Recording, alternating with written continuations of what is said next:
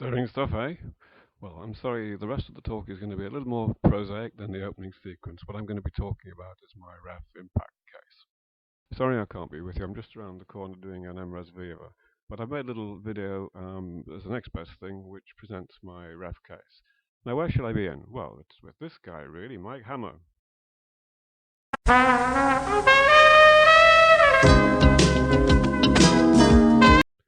Sorry, wrong Mike Hammer. Of course, I meant this guy who wrote this seminal paper in HBR back in 1990 with a rather striking title, Reengineering Work Don't Automate Obliterate.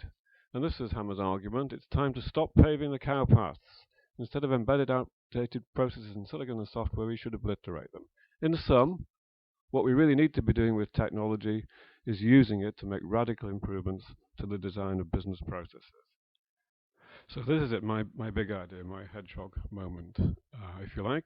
The crux of my argument is that managers need to take a different attitude to information technology. They need to engage with it more effectively, more innovatively, seeing it as their primary tool for redesigning the organization. In short, a new attitude is needed, which Dick Boland has congenially called the design attitude. The design attitude fosters a problem-solving process that remains liquid and open, celebrating path-creating ideas, and this is the crux about new ways to use technology to enable new work processes. And if you don't, this is what you get. Now, everybody's familiar with the NHS mega failure of their IT program, but less well known to people, but equally consequential, has been the failure of a national system in social work called the Integrated Children's System. And I spent some time researching the vicissitudes of that system, and ultimately this led to me playing a part in the Monroe Review of Child Protection, and as part of the work of that group we focused on the redesign of the Integrated Children's System. Okay, so that's the background to the impact case. A number of years ago I decided that to do something about the ubiquity of IT failure, especially in the public services, it was critical to find some way of helping managers engage more effectively with technology to become better designers. So I developed, in conjunction with Salford City Council, a design and innovation methodology aimed at middle managers in particular and senior professionals, which attempted to put together a set of key techniques and disciplines vital if design work is to be carried out effectively. It's called SPRINT, standing for Salford Process Reengineering Involving New Technology, if I remember correctly. Anyway, there are lots of precepts built into Sprint, and there's a list of them there. They're in some detail. But the key ones, I think, are these. The key principles to design well are to be radical, to be innovative, not to pave the cowpaths, obviously, unless the cowpath is the best way.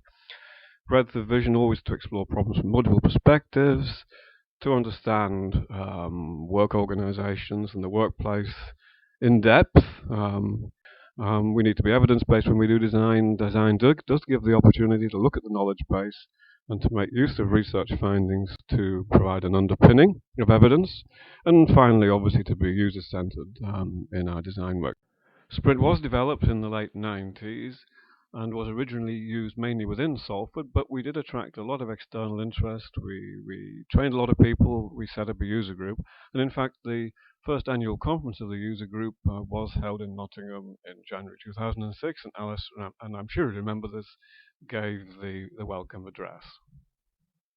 So, back to the REF case. The REF case details applications of Sprint, so here are two of them. In an excerpt from the case study. One is a schools portal in Lancashire County Council. The aim was to reduce the amount of paperwork and bureaucracy in general in schools, in particular in their communications with County Hall. And you can see this project has been very effective in terms of re-engineering processes across the piece, and it has produced some really pretty substantial savings.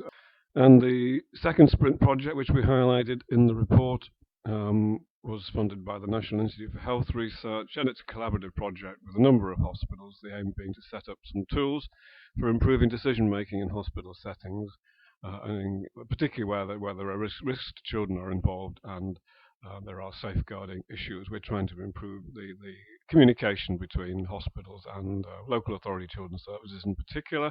And we developed a number of tools and techniques which are assisting in cultural change within those organisations. And in particular, we've produced a rather neat electronic referral form which is being used in the trust and is being adopted by other hospitals in the Birmingham area who are partners in the project.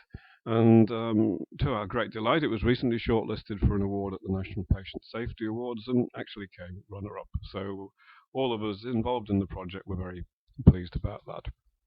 And if you want to know more, well, buy the book, Managing is Designing in the Public Services. So that's it, folks. That's the end of the show. Thank you, and again, sorry I couldn't be there.